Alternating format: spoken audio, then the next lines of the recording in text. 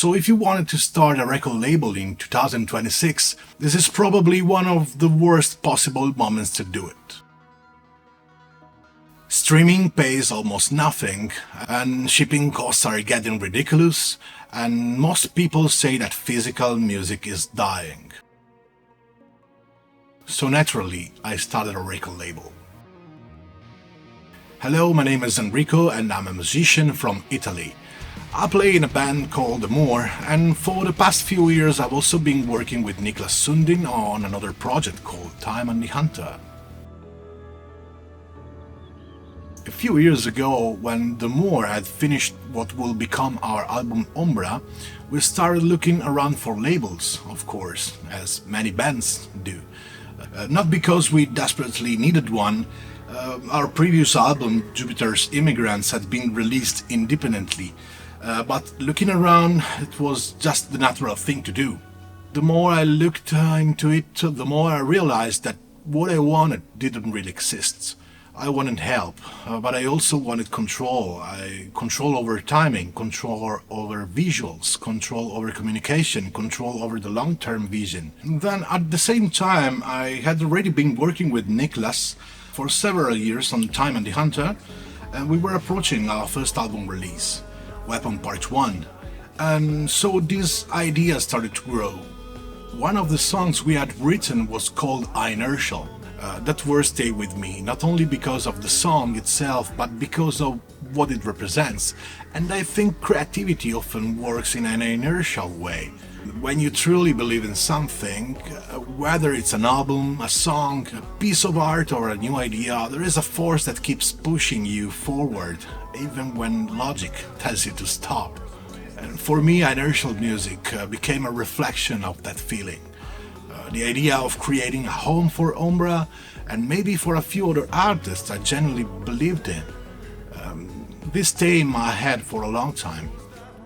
So basically I started studying, started reading, talking to distributors, talking to other people, talking to people with more experience than me. There's also this guy out there called otherrecordlabels.com, which was very helpful for me at the very beginning and also nowadays, so feel free to check them out. Then of course making mistakes, learning, asking questions, until at the beginning of 2024 inertial music became real. So very quickly a collaboration started to happen, not because I had a grand business plan. Of course, you need to have a business plan, but because I found musicians who shared a similar mindset. So what is the connection between these artists? And honestly, I don't think it's a genre. Some releases are ambient, some releases are progressive, some are black metal, some death metal, some are electronic. So the common thread is emotion, passion, personality. I also wanted to create physical editions that felt meaningful, something that people will actually want to hold in their hands, something carefully made and not just another product. And then yes, reality hits hard. And then reality arrived. Great music doesn't automatically sell, good reviews don't automatically create fans. PR is not magic, there is no magic formula. And what I've learned so far is that some albums I expected to perform well didn't. Some releases surprised me completely. Every release is a risk. And Inge Malmsteen says that more is more, but maybe in this case less is more.